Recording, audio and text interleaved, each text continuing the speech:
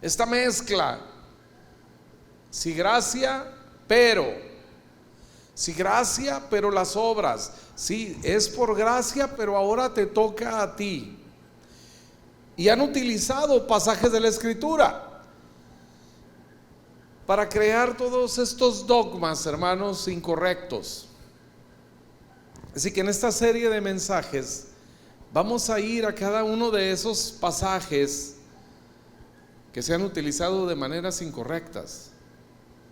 Vamos a ir también a algunos pasajes aparentemente oscuros o confusos, pasajes que aparentan verdaderamente sostener esa idea, hermanos, por ejemplo, de que la salvación se pierde, de que puedo ser salvo hoy y mañana quién sabe, que puedo ser salvo hoy, pero que si hago o no hago, entonces estaré en problemas. Y hay pasajes de la Escritura que parecen soportar esa enseñanza. Bueno, vamos a ir a cada uno de ellos, hermanos, y vamos a encontrar la revelación de la palabra que traerá paz, seguridad, confianza en nuestra vida. Y hoy quiero meditar con ustedes un pasaje que además es muy común, incluso nosotros lo usamos aquí en la iglesia con mucha frecuencia. Hebreos capítulo 11. El contexto de este pasaje, de todo el capítulo 11, algunos lo conocen como el Salón de la Fama de la Fe, porque nos habla del testimonio de hombres y mujeres que por la fe hicieron proezas o alcanzaron buen testimonio, dice así la Escritura. Por la fe alcanzaron buen testimonio. Y este capítulo 11 de la carta a los Hebreos se ha enseñado desde la perspectiva de ver a estos hombres y mujeres como ejemplo, ¿sí? Es decir, por la fe Abraham, por la fe Moisés, por la fe Sara, por la fe David, por la fe Gedeón. Y entonces se enseña que nosotros debemos de ser un David, un Moisés, un Gedeón, una Sara, una Rahab, que también se menciona, y muchos otros. Entonces tendríamos que esforzarnos nosotros por ser alguno de estos personajes que por la fe alcanzaron buen testimonio. Y es donde les decía la semana pasada que muchas de estas ideas van a caer por la simple lectura. ¿Por qué alcanzaron estos hombres del capítulo 11, estos hombres y mujeres del capítulo 11 de Hebreos, por qué alcanzaron buen testimonio? ¿Por lo que hicieron? No. La Escritura es clara, dice, por la fe alcanzaron buen testimonio. No fue por lo que hicieron. No agradamos a Dios por lo que hacemos, sino finalmente por creer. Porque cuando hablamos de este tema, hermanos, agradar a Dios. Hace algunos años, por allá en los 80s, 90s, tal vez 90s, hubo una campaña que empezó en Estados Unidos, What would Jesus do? ¿Qué haría Jesús? Y fue una campaña que se difundió entre muchas iglesias cristianas. Y había pines y corbatas y calcas y todo con esas, las iniciales, ¿no? De What would Jesus do? ¿Qué haría Jesús? Y la campaña decía, cuando te enfrentes a una situación, cualquiera que sea, piensa, ¿qué haría Jesús? ¿Qué haría Jesús? Cuando alguien te hizo daño, cuando alguien te ofendió, ¿qué haría Jesús? Cuando tienes la oportunidad de hacer esto o aquello, ¿qué haría Jesús? Y nos llevaban a esa reflexión que parecía piadosa o parece piadosa. ¿Qué haría Jesús para después hacerlo yo? El tema es que lo que Jesús haría es perfecto. Él es perfecto. Él puede perdonar perfectamente. Yo no, ni usted. Él tenía verdaderamente todas sus emociones bajo control. Nosotros no. A Jesús no lo vimos nunca asustado, nunca lo vimos preocupado. Nunca. Si no había alimento, Jesús estaba tranquilo. Si había una tempestad en el mar, Jesús estaba dormido cuando la barca se hundía en una ocasión. Él podía hacer eso, y yo no.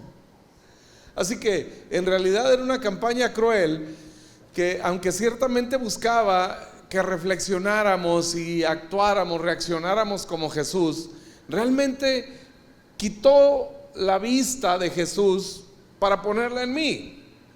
Ok, Jesús haría esto, ahora hazlo tú. Si Jesús hacía esto, entonces tú debes hacer lo mismo, porque te dices seguidor de Jesús, te dices un discípulo de Jesús. Y si no eres capaz de hacer lo que Jesús hace, entonces tal vez no seas discípulo de Jesús. Tal vez no seas cristiano ni salvo, porque no puedes hacer lo que Jesús haría. Cuando el enfoque verdadero, hermanos, en la práctica cristiana no es lo que haría Jesús, sino lo que Jesús hizo ya. Es lo que Jesús hizo lo que puede transformar mi vida. Es lo que Jesús ya hizo lo que puede verdaderamente a mí ayudarme a perdonar, por ejemplo. Porque el apóstol Pablo dice: así como Cristo los perdonó, perdónense ustedes, perdonen a los otros. El enfoque ya no está en mí, es como Cristo me perdonó. Y entonces cuando yo pienso y digo: bueno, Señor, lo que me has perdonado a mí, ¿cómo no voy a perdonar esto que me están haciendo? Pero se insiste tanto en poner la mirada en el hombre. Así que el capítulo 11 de la carta a los Hebreos ha sido mayormente enseñado y predicado desde el ejemplo de hombres y mujeres. Pero entonces llegamos al corazón del capítulo, en el verso 6. Pero sin fe es imposible agradar a Dios. Así que cuando pensamos, hermanos, en agradar a Dios, más de pensar qué haría Jesús, cómo debo de hacer, cómo debo de actuar y demás cosas, debemos enfocarnos en que es por fe que podemos agradar a Dios, no por nuestras obras, no por lo que hagamos. Ahora, no estoy diciendo que hagamos lo que sea. Estamos hablando del tema agradar a Dios. Sin fe es imposible agradar a Dios, porque es necesario que el que se acerca a Dios crea. Así que agradamos a Dios cuando creemos, agradamos a Dios cuando tenemos fe. Y entonces aquí se levanta otra incógnita: ¿de dónde agarro la fe? ¿Qué pasa cuando falta la fe? No sé a usted, tal vez a ninguno de ustedes le ha pasado, pero a mí me ha pasado muchas veces. En muchas ocasiones me ha faltado la fe. En muchas ocasiones me ha resultado difícil creer. No sé a usted, pero ¿qué hacemos cuando parece que no hay fe en nosotros? ¿Cómo puedo ser un Gedeón? ¿Cómo puedo ser un Abraham? ¿Cómo puedo ser un Moisés? ¿Cómo puedo tener la fe de todos esos grandes hombres que la Escritura dice? Porque ahora los tengo aquí como un ejemplo, ¿no? En Hebreos capítulo 11 les digo, es llamado, creo erróneamente, el salón de la fama de la fe. O sea, los grandes hombres y mujeres de la fe, las grandes proezas que hombres y mujeres hicieron por fe. ¿De dónde tomo yo esa fe? Cuando a veces, hermanos, al más mínimo problema mi fe se cae a pedazos. A veces es muy fácil tener fe en la situación de otros, ¿no? Pero cuando el problema está en ti, entonces no hallamos dónde está la fe. Entonces la fe se empieza a mezclar con duda, con inquietudes. Ahí está la fe, pero mezclada con muchas dudas. Esa es la realidad, hermanos. Pero entonces aquí dice que sin fe es imposible agradar a Dios. ¿De dónde tomaron estos hombres la fe? Bueno, hermanos, les tengo una buena noticia. La fe también es un don de Dios. La fe no es una obra que usted tenga que hacer. La fe no es algo que tú tengas que producir. Puedes venir delante del Señor y pedir fe. Porque si estudiamos, hermanos, a detalle la vida de estos hombres, Dios le dice a Abraham: vete de tu tierra, de tu casa, de tu parentela, y vete a un lugar donde yo te voy a enseñar. Y dice que Abraham salió sin saber a dónde iba, pero tuvo muchos momentos donde le faltó la fe. De hecho, hay un momento crucial en la vida de Abraham. Es un hombre ya mayor, tiene muchas posesiones, Dios lo ha enriquecido en gran manera. Y un día está ahí en su casa y bueno, apaga la televisión, yo creo, algo hizo, ¿no? Pero empieza a pensar y dice: tengo todo esto, Dios me ha enriquecido tanto y no tengo con quién compartirlo. Me va a heredar el hijo de mi siervo. Él ahí está dudando de la promesa de Dios, ¿no? ¿A quién le voy a heredar? Cuando Dios le había dicho: voy a hacer de ti una nación grande. Abraham, que es considerado el padre de la fe, pues ahora está dudando. ¿Cómo haré? ¿Quién me va a heredar? O sea, no voy a tener hijo. Y entonces Dios le dice: mira, Abraham, ven, sal, tranquilo, sal de la tienda. Lo saca afuera y le dice: ve las estrellas, ¿las puedes contar? Dice: no. Dice: bueno, así será tu descendencia. Abraham, ¿puedes contar la arena del mar? No puedo. Así será tu descendencia, refiriéndose en la arena a la descendencia de su sangre, que es el pueblo de Israel, que los vemos cada vez en conflictos, ¿no?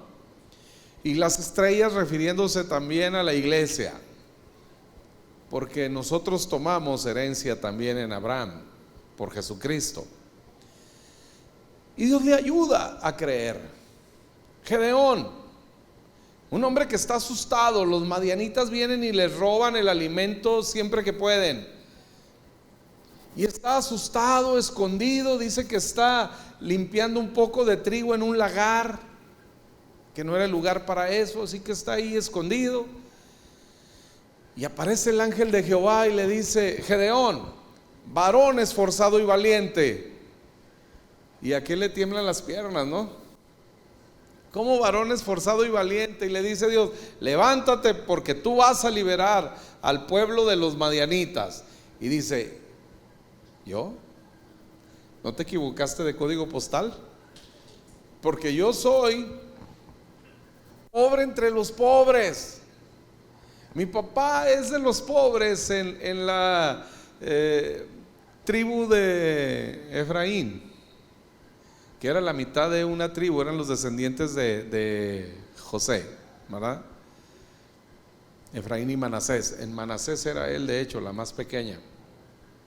Mi padre es pobre en Manasés, y luego mi padre es pobre en Manasés, media tribu, y de ellos yo soy el más pobre. ¿Cómo, Señor, conmigo?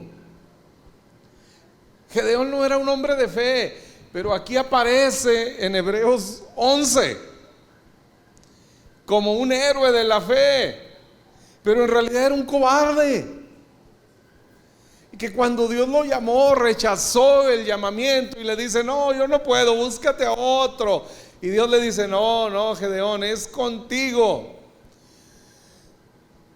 Y Gedeón dice: bueno, a mí se me hace que me estás tanteando, ¿no? A ver, vamos a ver, quiero una prueba de que verdaderamente vienes de Dios, lo que quieras.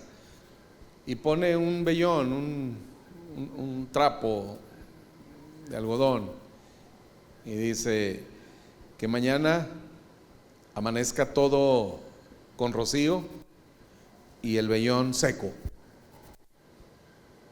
Bueno, se fue a dormir, amanece, se empapa todos los pies con el rocío y llega donde está el vellón y el vellón está seco.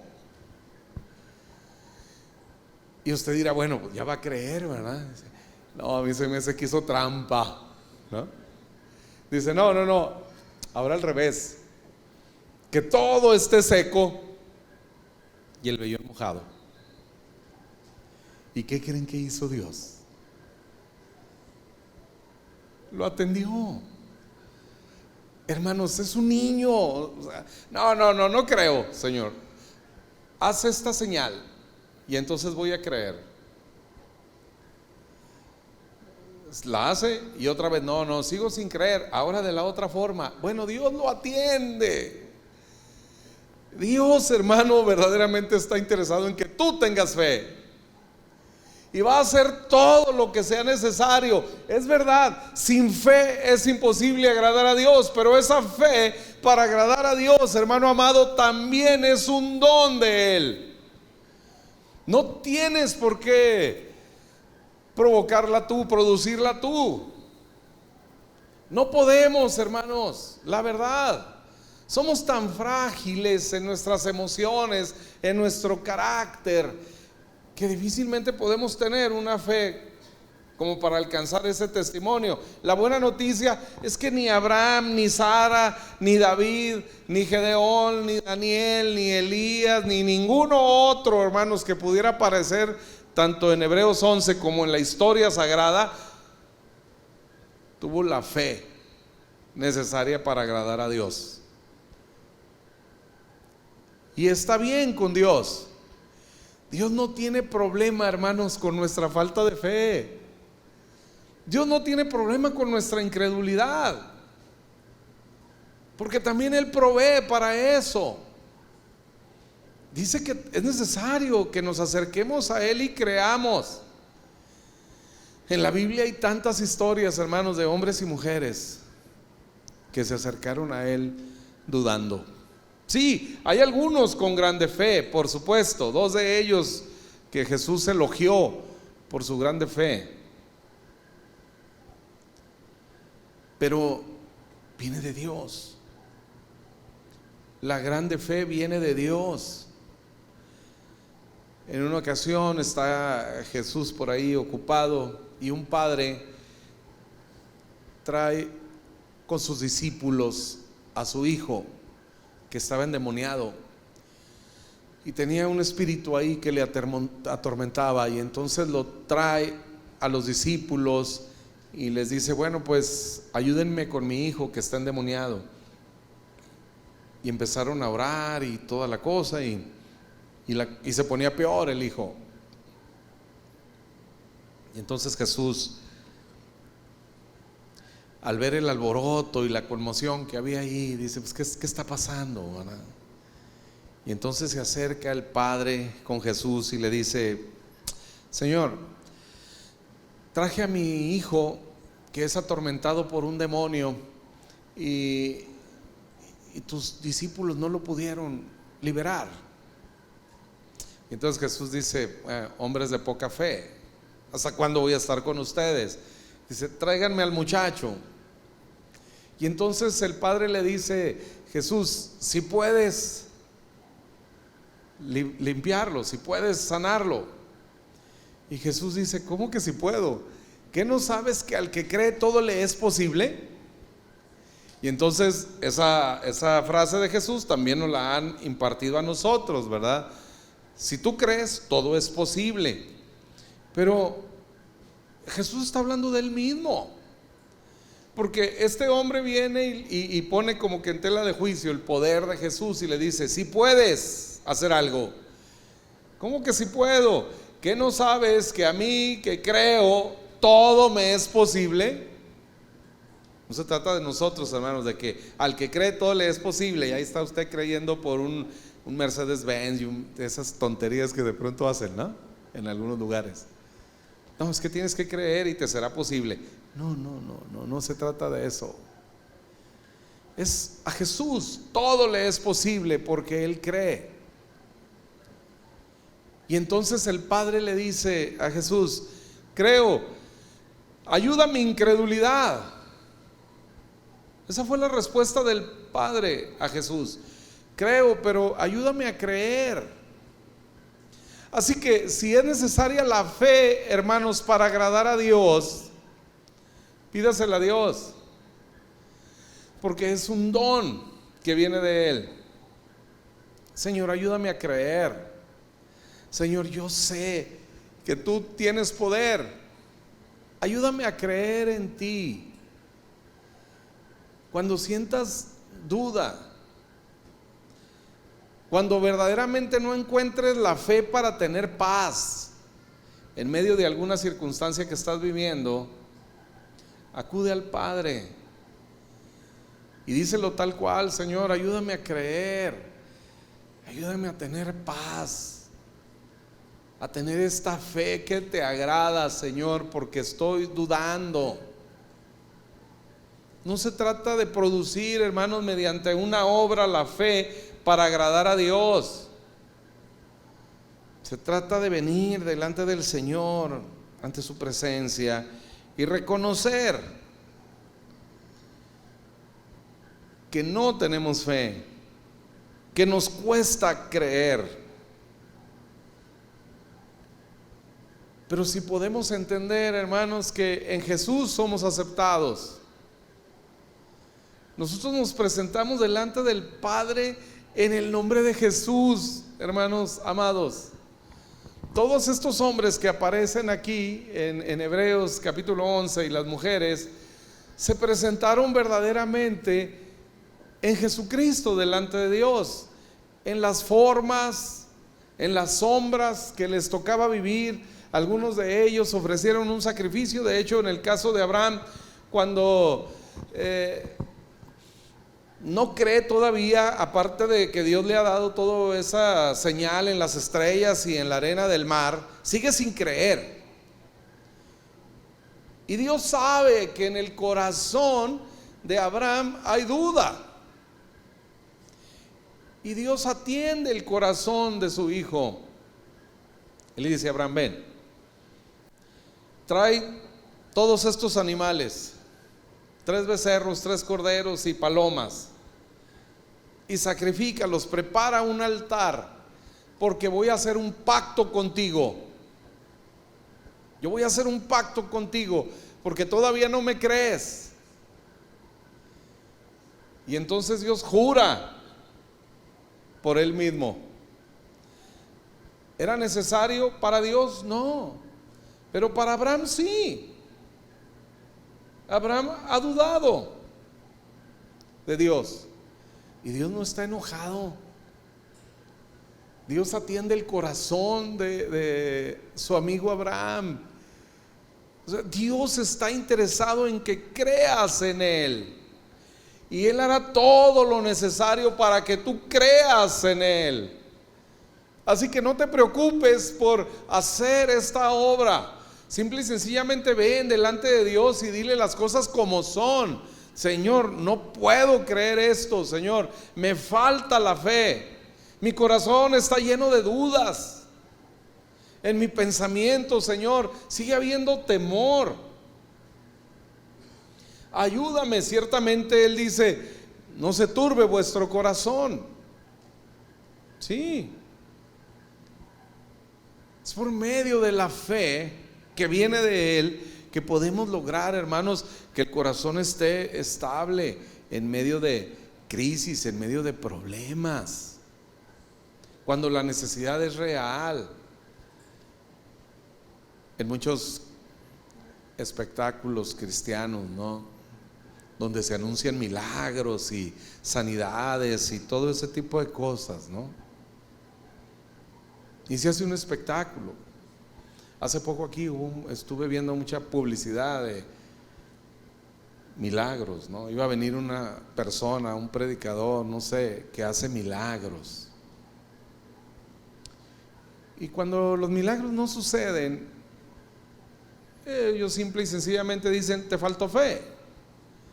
El poder de Dios ahí estuvo, pero te faltó fe. No venías con una buena disposición. Y esa es la salida y la respuesta que dan cuando los milagros no suceden: te faltó fe. ¿Qué hacer cuando falta la fe? Puedes venir delante de Dios. Él celebró un pacto con Abraham y le juró para que Abraham tuviera paz. Dice: ven, vamos a celebrar el pacto. Y entonces Abraham prepara el holocausto, todo ahí, hermanos, el fuego, la leña pues y todo lo demás. El fuego viene después de Dios, pero él prepara todo, destazó los animales y los puso ahí. Y dice que las aves de rapiña empezaron a descender y querían comer los animales del sacrificio, y que Abraham se esforzaba por ahuyentarlas. Y ahí estaba, y no sucedía nada, y Dios no se presentaba. Abraham había ya preparado todo, hermanos, pero Dios no se presentaba a celebrar el pacto, hasta que dice que Abraham cayó en un profundo sueño.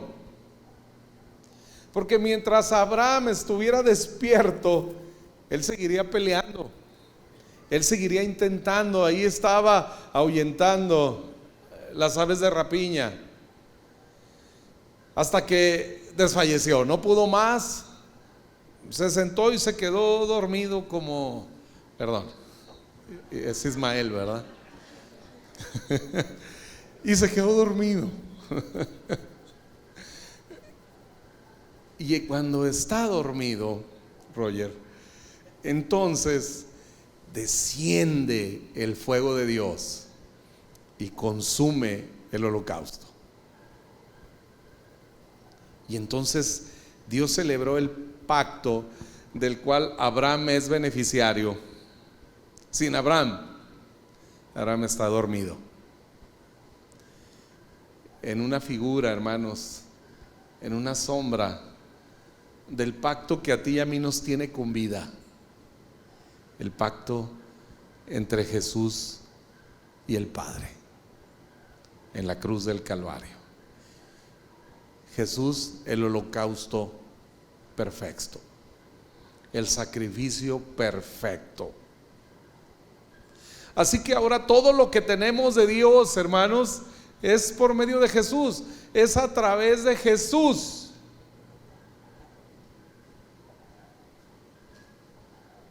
Nosotros nos presentamos, nosotros entramos, hermanos, a la misma presencia de Dios con Jesús, tomados de la mano de Jesús.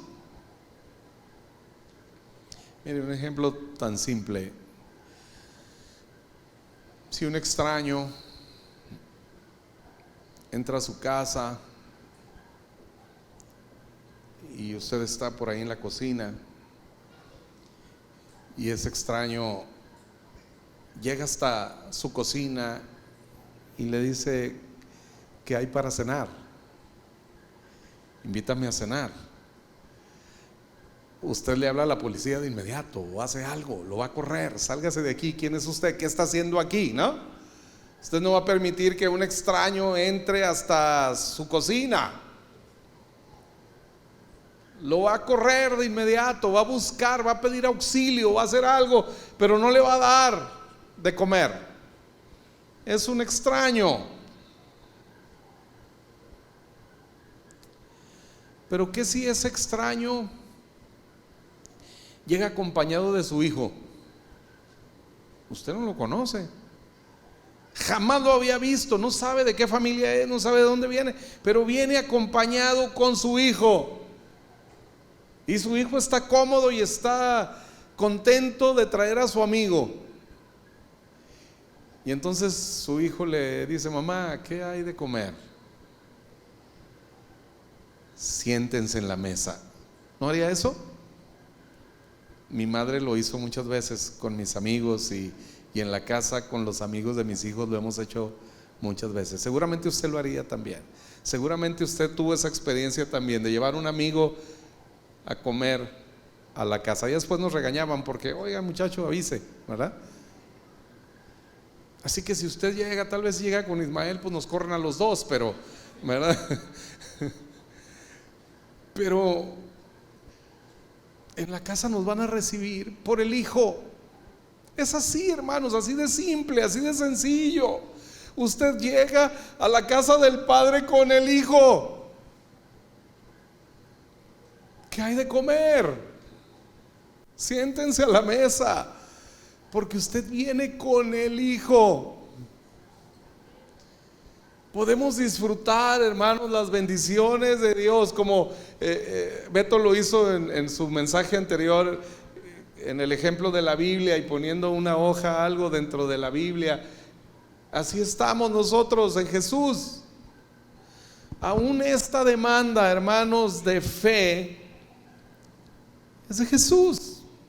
La cumple Jesús en nosotros. Él dice a aquel padre angustiado: si puedes sanar a mi hijo, si lo puedes, si puedes hacer algo por él. Y Jesús dice: ¿cómo es eso? Yo puedo, porque para mí que creo, todo me es posible. Y nosotros, hermanos, estamos escondidos en Jesús. Es en Él en quien nos presentamos delante del Padre, es en su fe, es en el hecho de que Él cree y para Él todo es posible. Aunque yo esté amedrentado, aunque yo esté asustado y con mi corazón lleno de dudas, hermanos, pero creo en Jesús y me presento delante de Él en su nombre. Leíamos hace unos minutos en el contexto de la celebración de la comunión: pidan en mi nombre, pidan creyendo. Cuando el Señor Jesús dice pidan en mi nombre, es además un término jurídico, como una carta poder o un poder notarial, que todos, la mayoría aquí, creo que podemos entender la función de un poder notarial amplio, cumplido, para actos de administración, para actos de dominio, esos poderes amplios, donde el que se presenta con el poder es como si estuviera el otorgante del poder. A la persona a la que usted le ha extendido un poder para que vaya y cumpla algo en su nombre, ese documento que usted ha firmado le da la autoridad y le da el valor jurídico y surte efectos ante los involucrados. Así es lo que Jesús, a lo que Jesús se refiere cuando dice: hasta ahora nada han pedido en mi nombre, ahora pidan en mi nombre. Lo que Jesús está diciendo es: cuando ustedes pidan, pidan como si fueran yo mismo, con esa seguridad, con esa confianza, hermanos, de que estamos nosotros escondidos en Jesús, que nos presentamos delante de Él con la fe de Jesús, con la creencia de Jesús. Y puedo entonces, hermano, agradar a Dios. No se trata pues de producir la fe, se trata de pedirla. Santiago, en su carta, el apóstol dice: si alguno está falto de sabiduría, pídala a Dios, el cual da, y dice dos cosas. ¿Se acuerdan? ¿Cómo da? Abundantemente. ¿Y qué? y sin reproche. Pídanla a Dios. Usted está falto de sabiduría, pídala a Dios, el cual le va a dar abundantemente y sin reproche. Abundantemente y sin reproche. Así que, hermanos, podemos nosotros tener esta paz y esta confianza al momento de orar. Muchos se han acercado a mí con esta interrogante: pastor, a lo mejor estoy pidiendo mal, porque las cosas no suceden. Tal vez estoy pidiendo mal. Y siempre le digo, es lo más seguro, es lo más seguro que estés pidiendo mal. De hecho, ¿saben qué, hermanos? Normalmente pedimos mal. Y dice Santiago, es que ustedes no tienen porque no piden, ¿verdad? Y luego dice, y cuando piden, piden mal y no les dan, ¿no? Porque piden mal, dice, porque piden para sus propios deleites. No quiere decir, hermanos, que no podemos pedir para nuestro propio deleite, sino quiere decir que estamos tan enfocados en nosotros.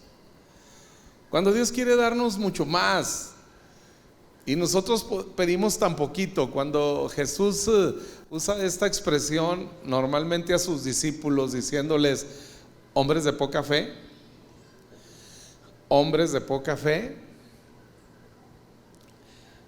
lo que les dice, ¿tan poquito vas a pedir?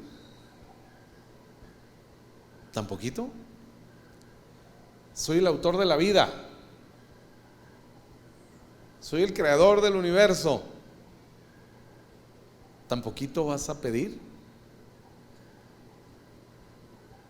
A eso se refiere Jesús cuando dice hombres de poca fe.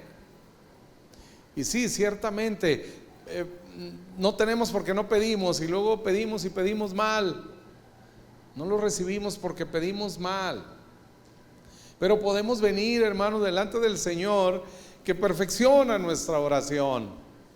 Cuando dice que el Señor Jesús, una vez que fue sacrificado en la cruz, que fue sepultado, que resucitó al tercer día, y después de 40 días, hermanos, ascendió para sentarse a la diestra del Padre, dice, donde está intercediendo por nosotros. Intercediendo por nosotros. No significa que Jesús está orando por nosotros. Cuando nosotros pedimos oración de intercesión, pedimos que alguien ore por nosotros, que alguien interceda por nosotros. Cuando dice que Jesús está intercediendo por nosotros, hermanos, ante el Padre, no quiere decir que Jesús está orando. Quiere decir que cuando nosotros nos presentamos delante del Señor, Jesús quita toda la imperfección de nuestra oración, toda la imperfección de nuestra persona, porque ciertamente no lo merecemos. No podemos presentarnos delante del Padre sin Jesús. Aparte de Jesús no se puede. Pero nosotros que hemos creído en Jesús tenemos acceso directo, dice Hebreos, acerquémonos pues confiadamente al trono de la gracia y vamos a recibir gracia y oportuno socorro. Dice el apóstol Pablo en la carta a los Romanos que el Espíritu intercede por nosotros, dice, con gemidos indecibles, porque dice, ¿cómo habremos pedir? ¿O qué habremos de pedir como conviene? Mas el Espíritu, dice, intercede por nosotros con gemidos indecibles. Ahí es una palabra en el griego algo extraña, sunan tilan banomai, que significa orar juntos. ¿Sí? Orar juntos. Cuando nosotros oramos al Padre, el Espíritu se une a nosotros y perfecciona nuestra oración. Así que Dios trabaja en nosotros, hermanos, para tener fe. No es una obra, es un don que podemos disfrutar. Así como lo hizo con Gedeón, con Abraham, con Sara. ¿Sabe que Sara se burló?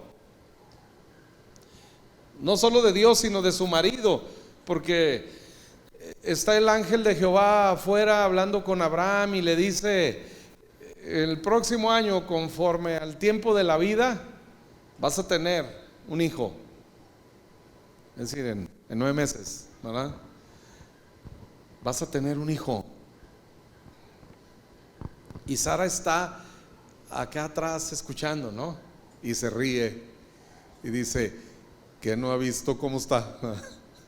Por eso dice, dice: ¿que no ve que mi marido es ya viejo? Pues ¿cómo? Porque de hecho, hermanos, el ángel manda a Abraham a tener deleite, ¿sí? Es lo que le está indicando, ¿verdad? Conforme al tiempo y las maneras de la vida. Y Sara está acá adentro y se ríe y dice: ay. De hecho, por eso le pone a su hijo Isaac, que significa risa, ¿verdad? Y entonces el ángel viene con Sara y le dice: ¿por qué te reíste? Y luego Sara dice: no me reí.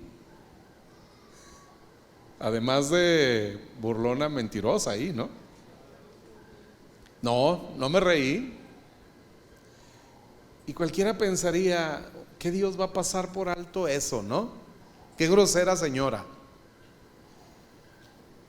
No, sí te reíste, pero vas a tener un hijo y le vas a poner Isaac por nombre.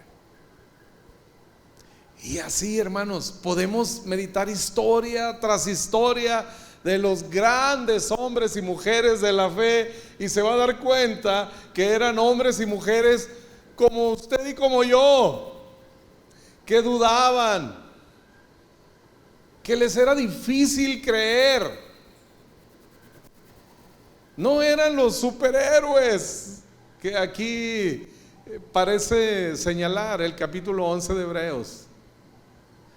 Pero sabe, hermanos, lo más maravilloso de todo, lo más maravilloso de todo es que todos los errores de David, de Abraham, de Moisés, todas sus fallas, todos sus pecadotes, no aparecen aquí en capítulo 11. Aquí solo se registran cosas buenas. Por la fe Sara creyó y tuvo un hijo en la vejez. La misma que se rió, la misma que se burló y después mintió. Aquí nada más dice que por la fe tuvo un hijo. Abraham por la fe dejó su tierra y su parentela. Oye, pero se llevó a su papá y a su sobrino, no dejó a su parentela. Oye, pero dudó, mintió acerca de su esposa y le pidió que dijera que era su hermana. Sí, pero por la fe alcanzó testimonio. Por la fe David, oye, pero David hizo esto y esto y esto. Por la fe Gedeón, ¿cuál? ¿Aquel incrédulo? ¿Aquel que pidió pruebas, que se mojara el pañal y todo aquello? Sí, ese. Después de Jesús, hermanos, a los ojos de Dios no existen más nuestros pecados. Podemos venir delante de su presencia, hermanos, confiadamente. Podemos entrar a la casa del Padre con nuestro amigo y Salvador Jesucristo, que nos lleva de la mano, y podemos disfrutar de la mesa del Padre. Incline su rostro un momento, cierre sus ojos y piense en esto.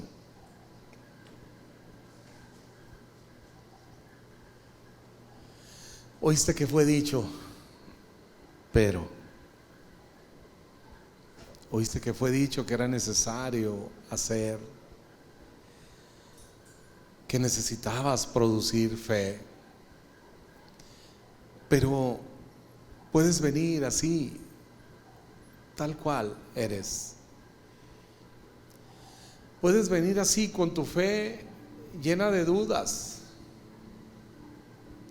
Puedes presentarte delante de Dios con esta fe imperfecta, incompleta.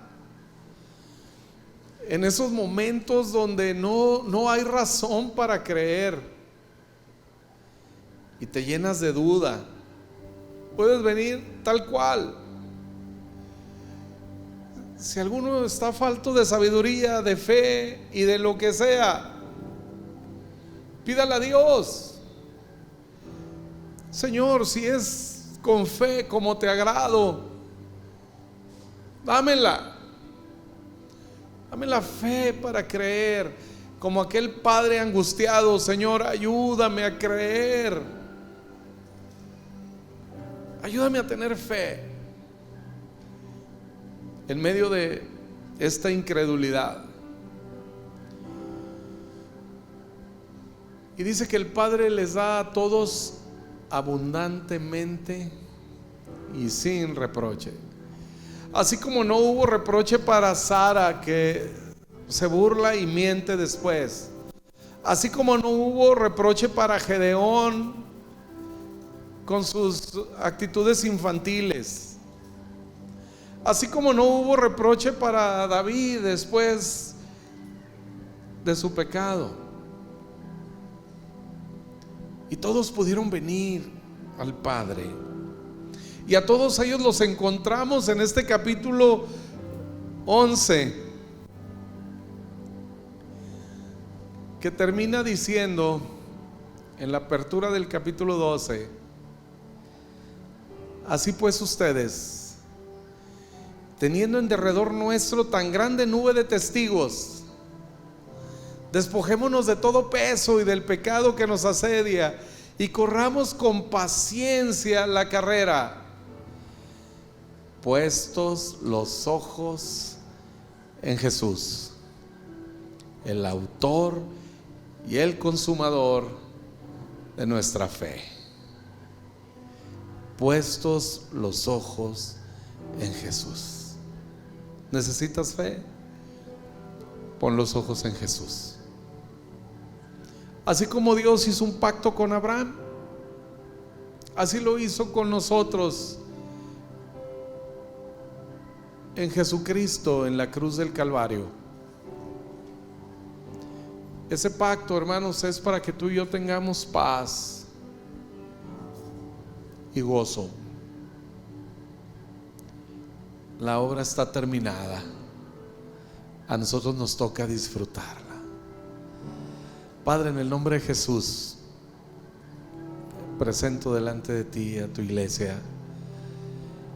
Ayúdanos a creer, Padre, y a entrar confiadamente al trono de la gracia y a recibir esa gracia y ese oportuno socorro, porque es Jesús el que nos ha dignificado, porque es Jesús el que nos ha limpiado, nos ha lavado, y es Jesús el que nos dijo: pidan en mi nombre. Así que, Señor, en el nombre de Jesús, te pedimos sanidad, restauración, bendición para tu iglesia. En el nombre de Jesús, Señor, sucedan los milagros que hoy necesitamos. No queremos limitarte, porque tal vez te pedimos algo tan pequeño,